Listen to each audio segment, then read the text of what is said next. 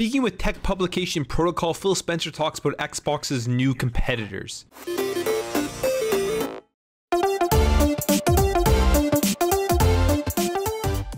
The launch of the next generation of consoles, the Xbox Series X and the PlayStation 5, is going to be a pivotal moment in the gaming industry that kicks off its shifting landscape. For years, we have been accustomed to buying a piece of hardware and then buying specific games that only worked on that hardware. And fans everywhere are always comparing the difference between the platforms and battling over their platform of choice. The lead up to every single release, no different here with the 9th generation of consoles, is always met with some sort of console wars on like social media and everything. If you go on Twitter, if you go on Facebook, you'll find debates, arguments, and fights over PlayStation, Xbox, and Nintendo, and basically people just saying which one's better, which one they like more, and that the other person's platform of choice sucks. Realistically, it's kind of ridiculous because we're all gamers and we all like to enjoy games, so console wars in a nutshell is pretty dumb. Sales numbers are always being thrown around to flex that platform's dominance over the other. In the 8th generation, it was pretty clear that Sony was back on top with the PS4,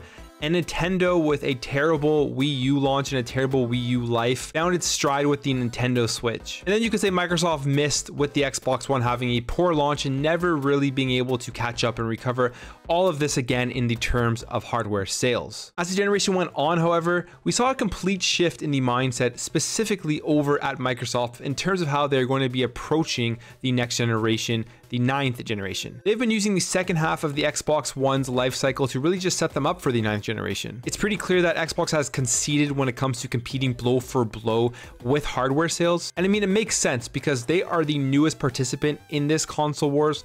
It's a pretty tough task to infiltrate the front lines of Sony and Nintendo fan bases and then provide them with an enticing enough proposition to jump ship and join Xbox. But also the perceived lack of great exclusives definitely hasn't helped Microsoft's cause. With this in mind, Phil Spencer and Xbox understand that the industry is changing, and to survive, Xbox has to be at the forefront of this shifting landscape because they want to be the innovators, they want to be the front runners. So when that shift officially and fully occurs, they will be in the position that Sony and Nintendo are in today. If you take a look at it, what Xbox is doing with Xbox Game Pass, xCloud, and Xbox Live, it's obvious that they believe that the future of gaming is streaming and having the ability to play games anywhere with anyone, no matter what platform you are on. They have invested billions of dollars into their cloud platform Azure, and they know their traditional competition, Nintendo and Sony, have not. With Phil Spencer saying, when you talk about Nintendo and Sony, we have a ton of respect for them, but we see Amazon and Google as the main competitors going forward. That's not to disrespect Nintendo and Sony, but the traditional gaming companies are somewhat out of position.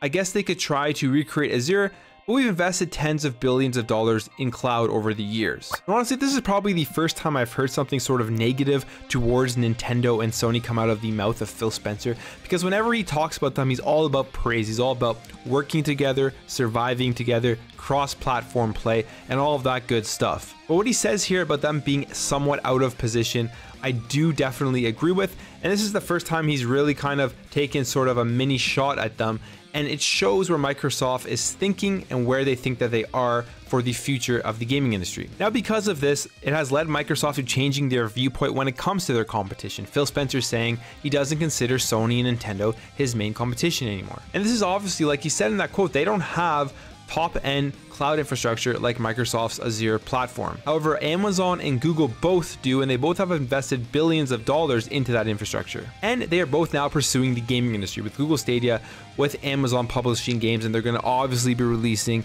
their Netflix style streaming service down the road. They also own Twitch. But what he's saying makes a lot of sense. And what we're going to see going forward is we're going to see a lot more cloud-based gaming and a lot more streaming, which quite honestly, for me personally, I'm not the biggest fan of. I would much rather have physical, but with Xbox Game Pass, I've really turned around when I think of a digital platform and a digital service for gaming, because the amount of value you get in Xbox Game Pass for the amount of money you're spending is way better than having to go out and spend $60 per individual game. So in reality, it's where the market is going. It's better for business. But if you're like somebody like myself, it's going to be very sad when the end of physical hits us. So whether we like it or not, the traditional console wars that have guided gamers from the inception of the industry is now dead. But that's just what I think. I would love to know what you guys think about this in the comments below. Do you think that Microsoft is correct by saying Nintendo and Sony aren't really their main competitors anymore and Amazon and Google are?